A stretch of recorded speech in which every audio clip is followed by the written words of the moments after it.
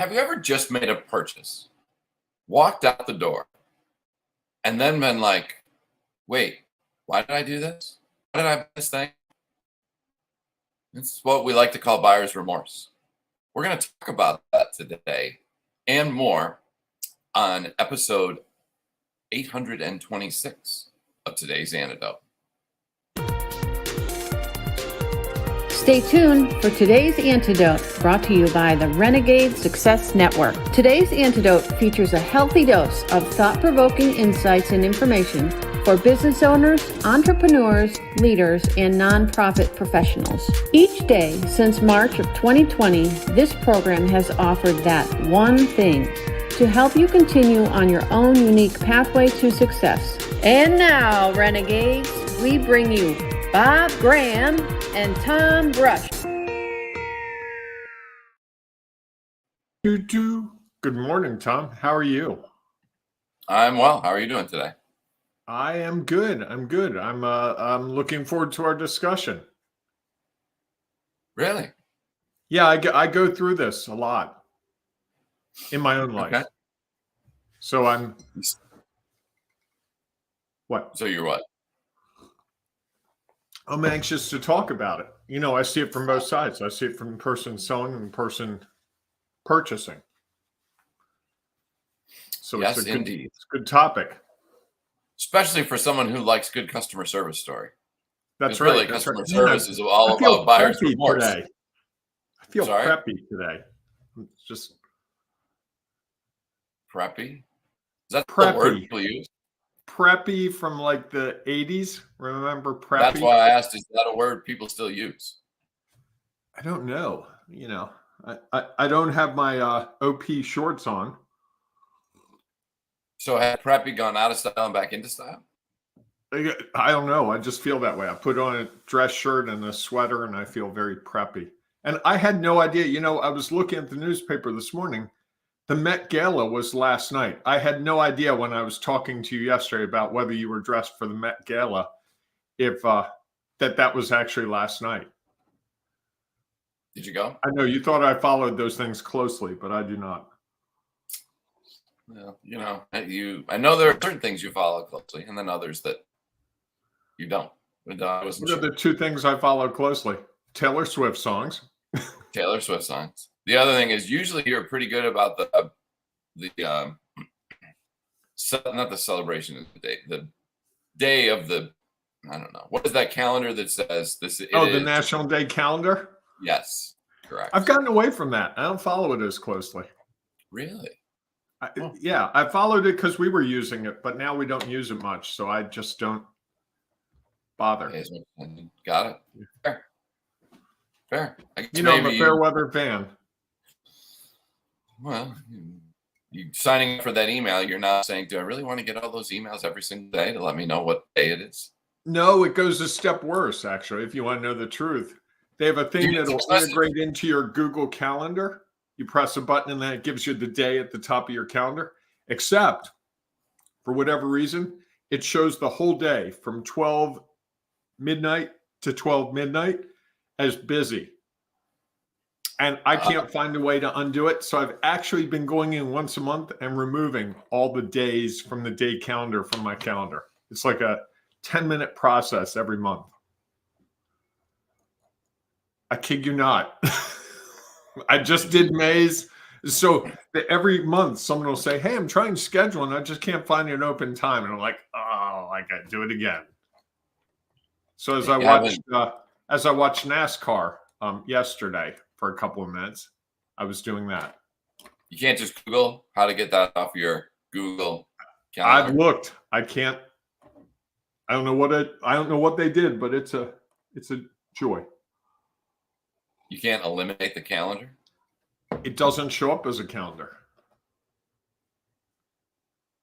Interesting. Uh-huh. Smart work by those National Day calendar people. Yes. If you're hearing this, tell me how to fix my problem, please. There you go. All right.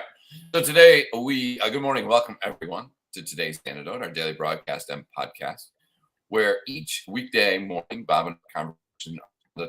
This week's topic is getting a yes And yesterday we talked about when yes turns into silence. Today we're going to discuss buyer's remorse. I think Bob is having buyer's remorse from saying yes to the National Day calendar on his calendar. As we go through that conversation, if you have any thoughts or ideas, please feel free to share them, because we know that'll add value to our show. And we know that somebody might be looking for what you have to share. Then at the end of the conversation, Bob and I leave out for our one thing, our today's antidote. That thing that we hope will help you figure out how to take your next step when you might be stuck, frustrated, uncertain, overwhelmed, whatever the case might be, or going through some buyer's remorse, or dealing with somebody who has buyer's remorse now. You have to figure out how to deal with them. We hope that it'll help move forward. And of course, if you have a one thing, please feel free to share that as well, because the way you share it might be different, and it might actually be heard by someone that is, even though that someone has said that to them before, they haven't really been in a place to hear it. So please feel free to share your thoughts and ideas. Prior to that conversation, though, each morning, Bob and I share our celebrations. So, Bob, what are you celebrating today? I'm celebrating. I had a discussion with the client yesterday. We've been working on how to present himself differently, and he took some really big strides. I pushed pretty hard, and he did a presentation, about a 1-minute presentation, I think about 12 times in an hour. So he would give it, we critique it, both of us. He'd do it again, critique, again, critique. We did it about 12 times. Frankly, after about 6 times, I was pretty tired of it. But he kept going and saying, no, let me do one more. Let me do one more. I got it this time. And by the end, he had it down pretty cold. So it's very inspiring when the people you're working with really bring their A game and really are committed to achieving the result. And Roberto, you're the man, because I might not have made it through 12 tries at that. Excellent. A little persistent is helpful. When do they have to give the presentation? Wednesday morning, tomorrow morning, and Thursday morning. And it's what I guess many people would call the elevator pitch. So it'll become a recurring thing. And we're working on the structure so that we can plug in different things to it. So it won't be the same words, same story every day. It'll mix it up. So we were just trying to get the structure down and how to sound natural and not programmed, and how to avoid some of the pitfalls that we've seen. And most of all, how to be engaging so that, people actually go, oh, hey, I'm listening. Which maybe makes a good elevator pitch. If you can do that, yeah, good luck. What, make people listen? Yes. I make people listen. Okay.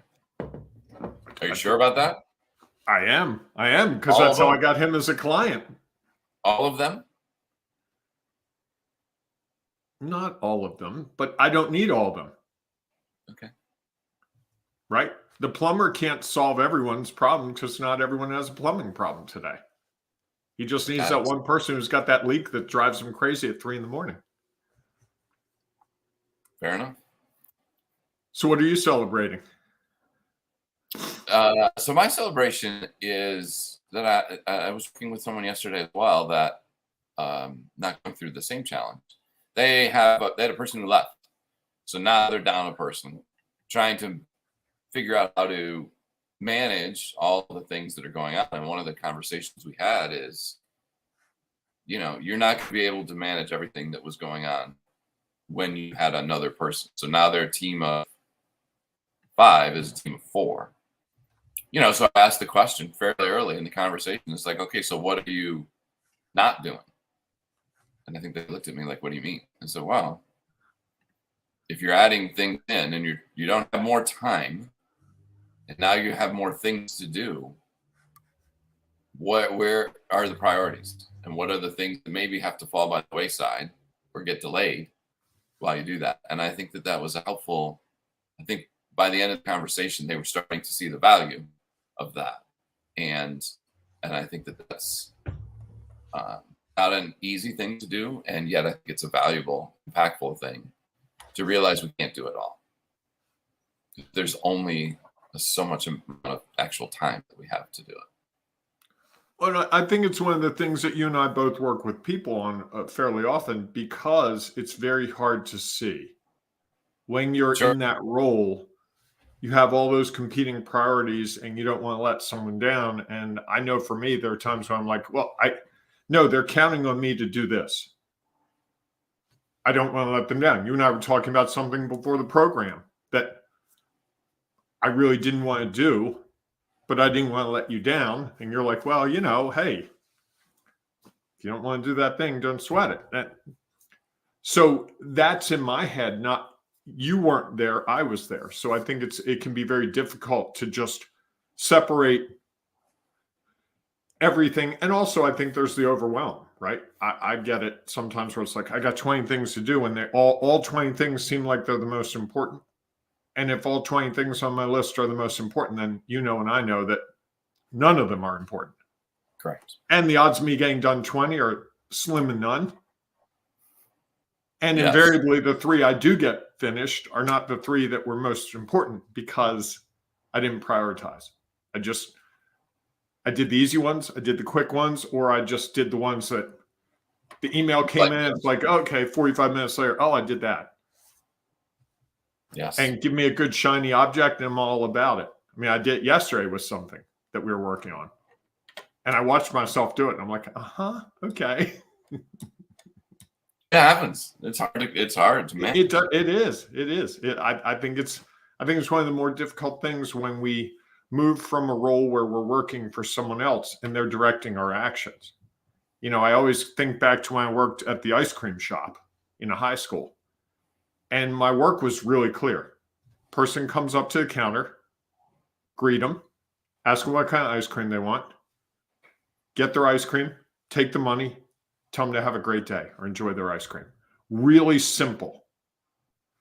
I never worried about whether there were enough chocolate chips in the ice cream. Was the freezer working? I had no clue any of that stuff. Someone did.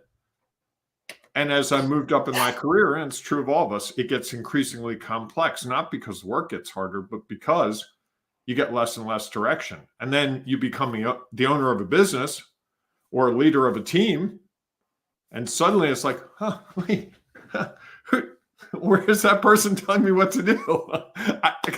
I hated that in the moment, but boy, I wish there were someone today that would tell me what to do.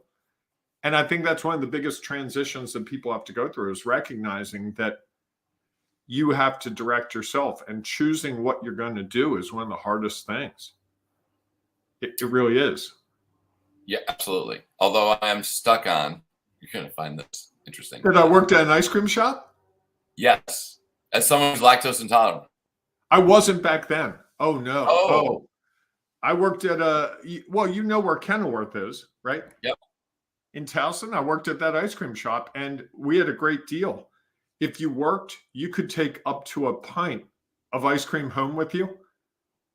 I took a pint of chocolate chip ice cream home with me every day. Every day I worked. I ate so much chocolate chip ice cream that it's no wonder I'm lactose intolerant. I used my amount of ice cream that you can consume in a lifetime from the time I was about 16 to 18.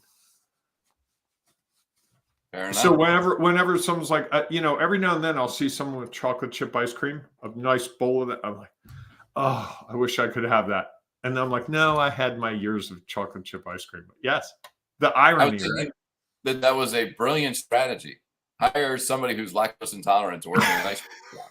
That would be a really good strategy. Right? But now maybe they steal the topping things. They're not going to steal the ice cream. Or Okay, you would know. It's funny. Now what I buy at an ice cream store is the sugar cones. I love sugar cones. Love them. No. So I would take people to an ice cream shop and they get ice cream, and I'd be like, can I buy a sugar cone from you? They're like, what kind of ice cream? No, I don't want ice cream. I just want sugar cone. And the variance in pricing for a sugar cone is fascinating.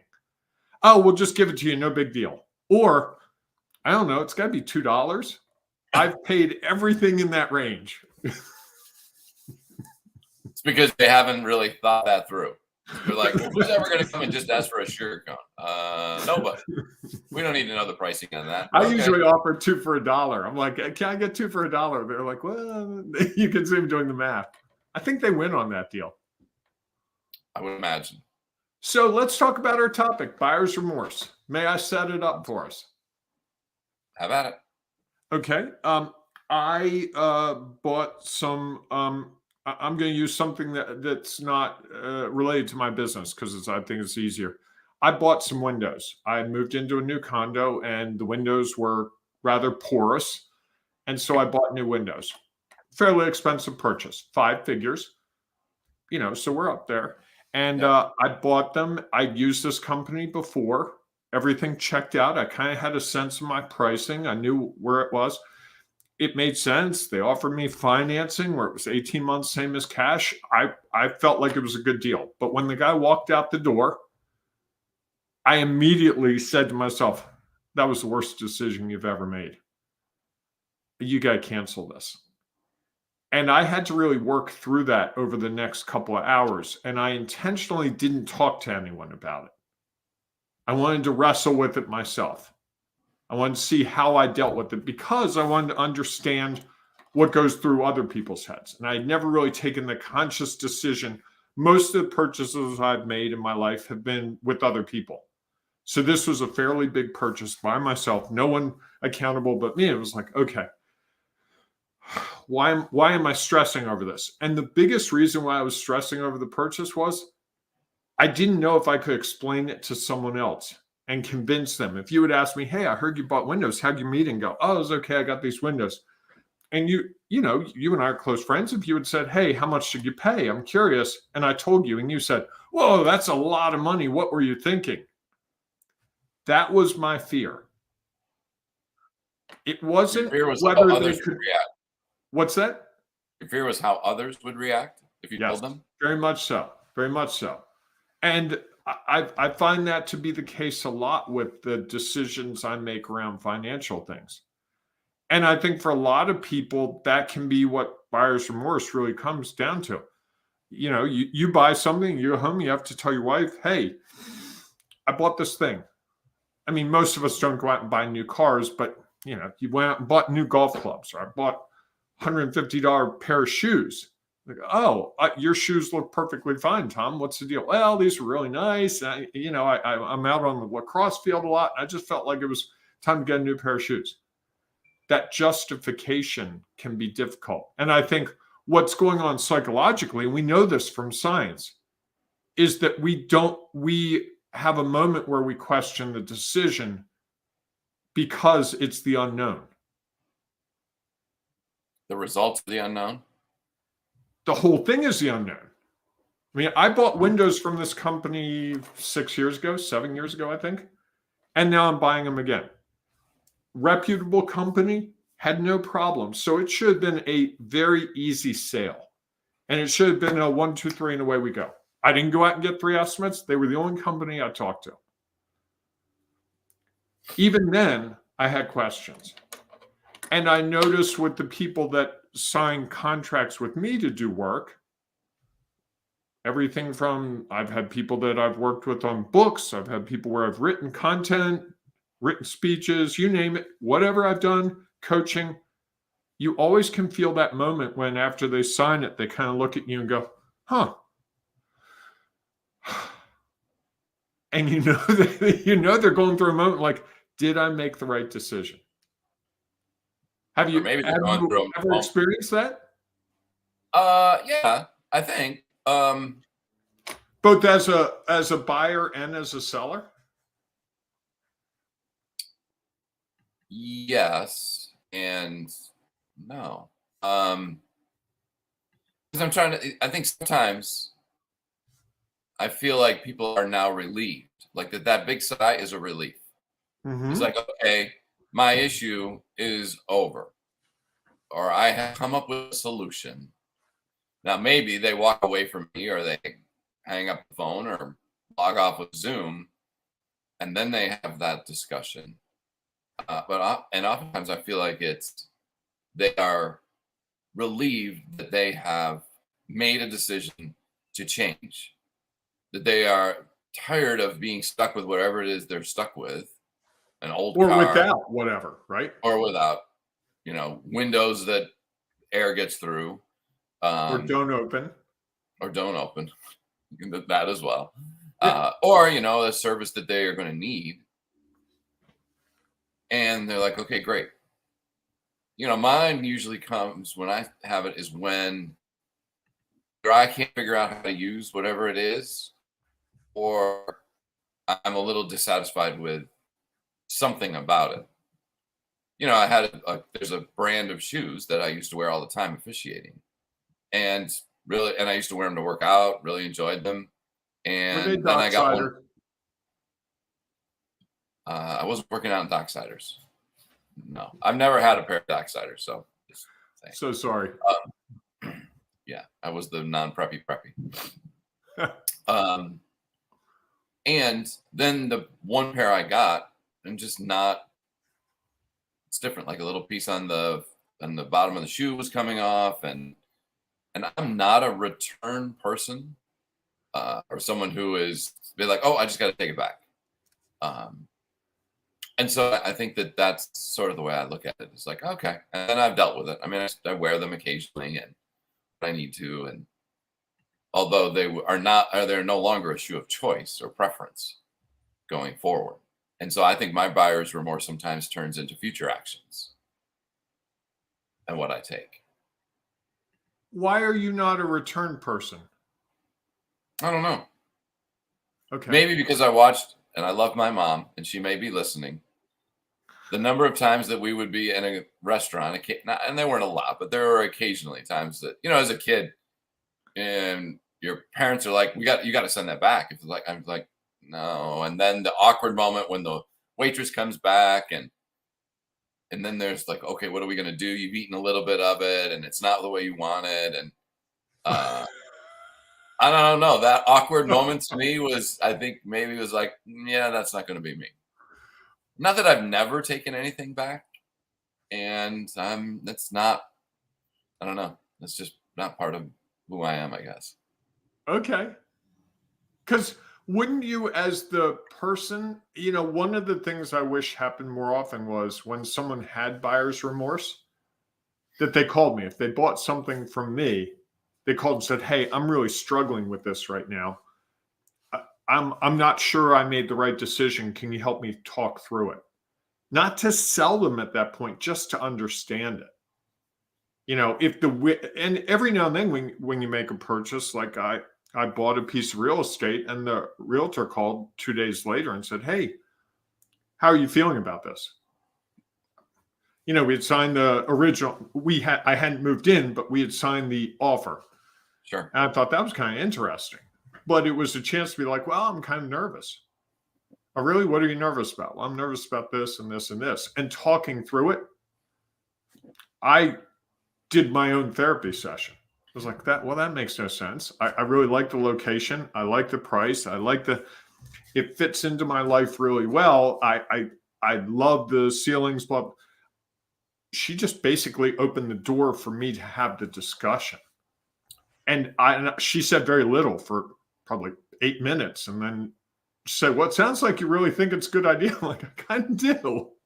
Well, I think, isn't that part of, maybe a antidote to buyer's remorse is you don't give them the opportunity to have that feeling,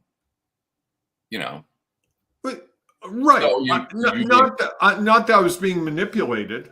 I didn't say no, and I think the realtor was helping you talk through anything that you may have, so Right. if there was any sort of concern, I keep saying she, and I don't think you said she, just I know too much about the It is a she. It's fine. I don't think it's a problem. They thought the one way to ensure that you have a good experience is to give you an outlet.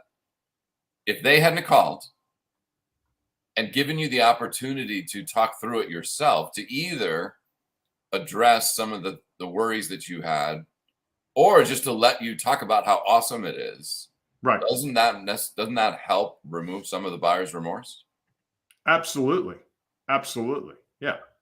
Because I think and maybe this is my one thing, is that buyer's remorse is really in your head. And so if you can have that, if you can give your customer, or if you're the customer, the time to talk through it, most of the time, I think that person's going to just come back to oh, this is my problem. This is my chosen solution. We're good to go. I think about the windows. The windows, every day, I've got to wait like 4 weeks, 5 weeks for the windows to be built. Every time I go to open or shut a window and it's a pain, I'm reminded of the good part of that decision. I don't think about the cost. I don't think about the interest rate. I don't think about all the financing or any of the logistics or it's 2 panes or 1 or 3 and all that stuff. All I think about is, boy, it's going to be so nice to be able to open and shut these damn windows without aggravation. Sure. And so I'm reliving the pain that caused me, because that's what drove me to the decision in the first place. There was a day where it's like, it's beautiful. I want to open my windows. Couldn't open the windows. That's what initiated the call. Well, and it's even interesting. I was just thinking about that as you were saying it, is I wonder if that's a tactic, is that it takes a little longer. It takes longer for them to make the windows so that you continue to feel the pain. And you're like, oh my gosh, I can't wait until these new windows get in. And so the opportunity for you to have buyer's remorse after you do that is like, even though they may not be perfect, oh my God, they're so better than what I had. That's an interesting thought around the process of something like installing windows. And if that's really, it takes them that long to make them, or they just want you to continue to have a little bit of pain so that you're so excited when they finally go in. I don't know that I would advocate that approach, though. The sooner after someone makes a buying decision that they can get whatever it is in their hand, the happier they are. I agree. Like if someone signs a contract with me for coaching and they sign it on Monday, if we're talking Tuesday or Wednesday, it's a significantly different discussion than if it's a week or 2 later. Because at the end of the 2 weeks, there's kind of like the excitement is gone. Because you can't hold that emotion forever, because like we said yesterday, something else is going to come up. My windows are the most important thing until, I don't know, the water heater goes up, or there's a leak in my ceiling, or there's an electrical problem, or something else comes up. And then suddenly the windows that are on order and I'm waiting for, yeah, I'm going to be excited to get the windows, but I got a more emergent problem that there's water coming in from my ceiling, which I hope I haven't jinxed myself by saying that out loud. Put that out in the universe. Yeah, the universe, I was using it as an example for. So what's your one thing? I think my one thing is sort of the fear of the unknown with buyer's remorse, is that it's how do we try to eliminate, as the seller, the opportunity for them to start to think that maybe this isn't the solution that's going to work. Is how do you maintain that this is why it's going to be that much better. This is why it's going to be different. It's going to be amazing when you do it. I mean, it's all something that is a part of, I think, the process. I think sometimes we think that when we get a yes, it's like, okay, our job's done.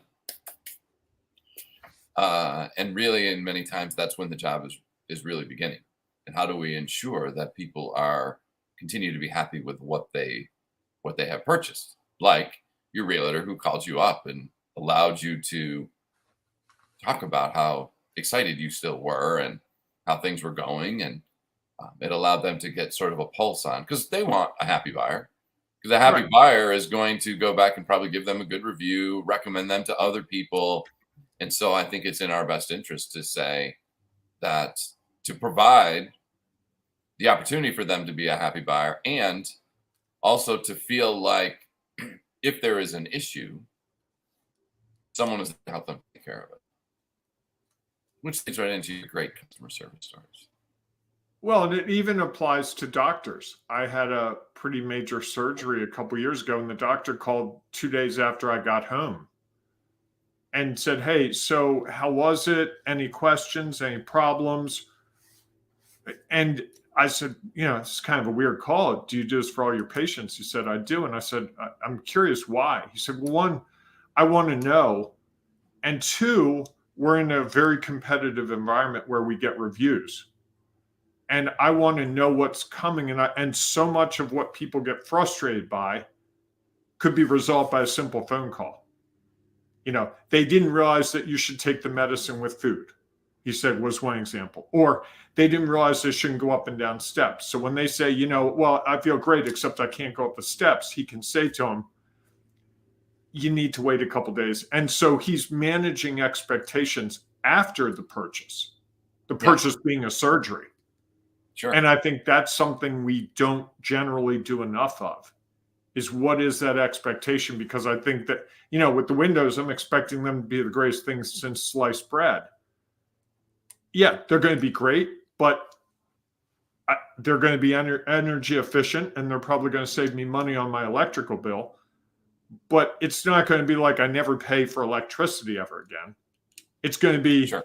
$5, $10 here. And if the guy who comes out and installs it, or the sales guy calls back and says, "Hey, by the way, you got to feel really good about those windows. It's going to be great to save $10 on your electrical bill every month." Like, okay, now he's reset the expectation to realistic. Right. Because very few of the solutions we offer are going to fix every problem right away. And I think we tend to want that. Yeah, they likely fix the current problem that we have. That doesn't necessarily mean it's going to fix the future problem that arises. And it takes work sometimes to fix a problem, right? Sure. I mean, when you coach someone, you don't just spend 10 minutes with them, boom, everything's fixed. It's kind of a evolving process. You don't do that? Well, I have waved my magic wand 2 or 3 times. And if you want us to wave our magic wand, hey, it's the last day, Tom. Yes, it is.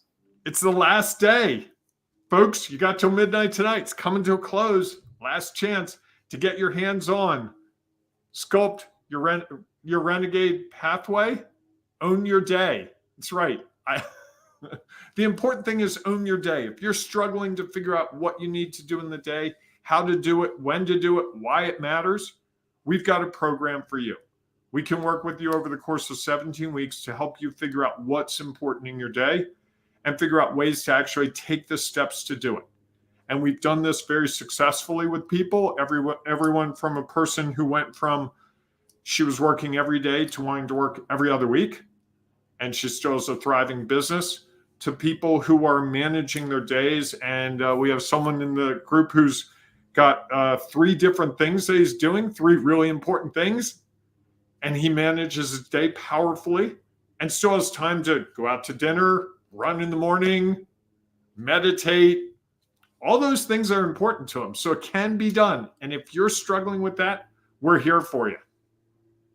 Yes, indeed. Just reach out to us, send us a message or whatever, and we can initiate that conversation. We can make sure that you have access to it. Now, it's going to be available later. Just the price is going to change.